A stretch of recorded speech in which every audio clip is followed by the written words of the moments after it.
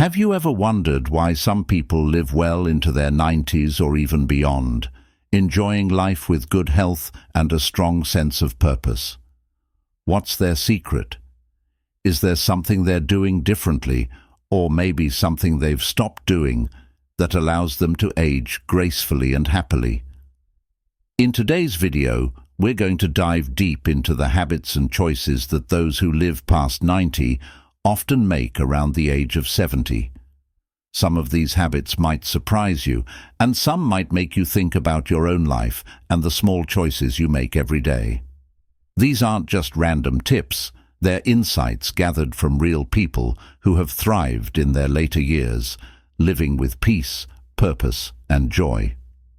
So, if you're curious about what these habits are and how you might apply them to your own life, stay with me. I think you'll find something here that resonates with you or even changes the way you think about growing older. And before we dive in, I'd love to hear from you in the comments. Have you noticed any changes you've made in your life after reaching 70? Or is there something you're considering letting go of? Let's share our stories and learn from each other. 1. Letting go of the need to please everyone.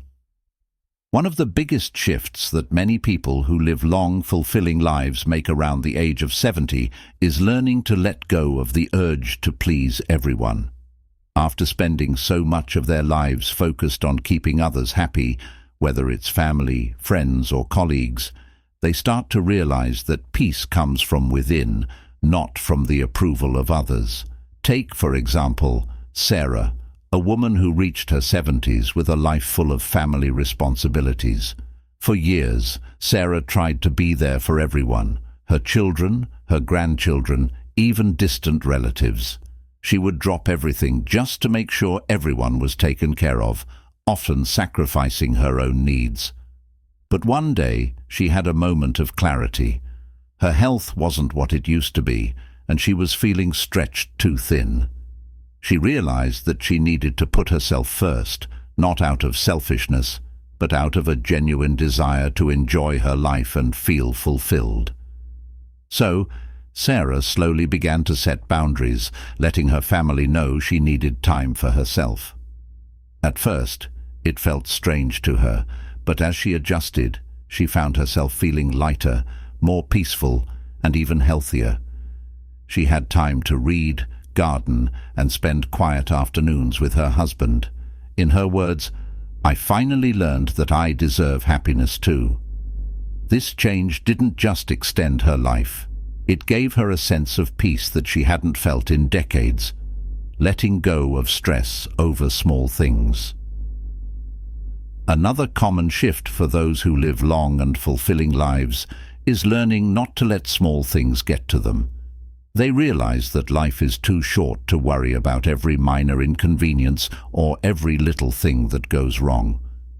Let me share the story of John, who made this change in his 70s. John had always been a bit of a perfectionist, getting frustrated when things didn't go as planned. Whether it was a slow driver in front of him or a misplaced set of keys, he used to let these small annoyances ruin his mood. But as he grew older, he noticed that getting worked up over these small things was affecting his health and well-being. One day, while visiting his doctor, he got a gentle reminder. The doctor told him that stress was one of the most damaging factors for his heart and overall health. John took that to heart and began making a conscious effort to let go of minor frustrations. When things didn't go perfectly, he took a deep breath, reminded himself of what truly mattered, and chose to move forward calmly. He often told himself, "In the big picture, this doesn't matter." Over time, John's health improved, and he felt happier and more relaxed. He started to focus more on the things that truly brought him joy, like spending time with his grandkids and enjoying his morning walks. Letting go of the small things helped John live with more peace, and he found himself enjoying life in a way he hadn't before. 3. Embracing change instead of fearing it. As people age, they often find that life is easier and more enjoyable when they stop resisting change and instead learn to embrace it. Those who live the longest and happiest lives are often the ones who keep an open mind and see change as an opportunity rather than something to fear. This reminds me of a woman named Helen who decided to approach life with this mindset when she turned 70. Helen had always been a bit set in her ways, sticking to routines and traditions that gave her comfort. But one day, her granddaughter introduced her to a new hobby, painting. At first, Helen hesitated, thinking, I'm too old to start something new. But she decided to give it a try, and to her surprise, she found joy in it. Painting became a way for her to express herself, and it filled her days with color and creativity. She even joined a local art group where she met new friends and found a fresh sense of purpose. By embracing this new hobby, Helen not only brought excitement into her life, but also found a renewed sense of self. In her words, I learned that change isn't something to be afraid of. It's a chance to grow. Helen's story is a reminder that it's never too late to try something new. Embracing change allowed her to live with curiosity and joy, and it kept her mind sharp and her spirit youthful. Releasing regrets and focusing on the present. People age, many come to realize that holding on to regrets can be like carrying a heavy weight that prevents them from enjoying life in the moment. Letting go of these regrets, whether they're about past choices, missed opportunities, or things left unsaid, becomes an essential part of living fully and peacefully. Consider Frank's story. For much of his life, Frank carried a deep regret about not pursuing his dream of becoming a musician. When he was younger, he dreamed of playing guitar on stage, sharing his music with others. But life took him in a different direction, and over the years, he found himself wondering, what if? He spent many sleepless nights thinking about the choices he could have made and feeling that he had missed his chance. Then in his 70s, something shifted. While talking to a friend one evening, he was given a piece of advice that changed his perspective. It's never too late to start living the life you want, even if it looks different from what you imagine. Inspired, Frank decided to let go of the regret that had haunted him for so long. He bought a guitar, not to become a famous musician, but simply to enjoy playing. At first it felt awkward, but as he practiced, he began to feel joy and satisfaction that he hadn't felt in years. Playing guitar became Frank's way of living in the present, a reminder that happiness doesn't come from looking back at what we missed, but from embracing what we have now. His regret faded as he poured his energy into something he enjoyed, creating new memories instead of dwelling on old dreams. The cost of regrets on well-being. Holding on to regrets isn't just emotionally heavy, it can also affect physical well-being. Studies have shown that people who dwell on regrets tend to experience higher levels of stress, anxiety, and even physical health issues. This is especially true as we get older, and carrying these emotional burdens can become exhausting. Letting go of regrets and choosing to live in the present can bring peace, reduce stress, and even improve health, allowing us to fully enjoy our later years. Suggestions for letting go of regrets. For those who find themselves thinking, I wish I had done this differently, or if only I had, consider taking small steps toward releasing these thoughts. Here are a few gentle ways to start. Acceptance and forgiveness. Begin by forgiving yourself for any decisions or paths not taken. Remind yourself that everyone has moments they wish could have gone differently, and it's okay to let those go. Create new memories. Sometimes filling your life with new activities, hobbies, or friendships can help ease the feelings of missed opportunities. When we're creating new memories, we're less likely to dwell on the past. Focus on gratitude for the present. Instead of looking back, try focusing on what brings you joy and peace now. Being grateful for what we have in the present can be a powerful way to stop looking backward. If this resonates with you, take a moment to think about a regret you may have carried over the years. Ask yourself if it's something you're ready to let go of, or if there's a small action you can take today to release it. In the comments, feel free to share any stories or insights.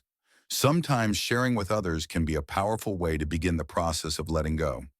Letting go of regrets doesn't mean we ignore the past. It means we make peace with it. By choosing to focus on the present, we open the door to a life that's filled with new opportunities, joy, and a sense of calm that only comes from living in the moment. Point 5. Letting go of attachment to material things. As we get older, many of us begin to realize that happiness doesn't come from the things we own. Those who live long, fulfilling lives often find that by letting go of attachment to material things, they feel lighter and more at peace. Simplifying life becomes a way to create space for what truly matters: relationships, experiences, and a sense of calm. Take Martha's story, for instance. For most of her life, Martha took pride in her beautifully decorated home, filled with items she'd collected over the years. But when she turned 70, her view on stuff began to change. She realized that many of these items didn't bring her the same joy they once did. Instead, they were starting to feel like burdens, things she had to clean, maintain, and organize.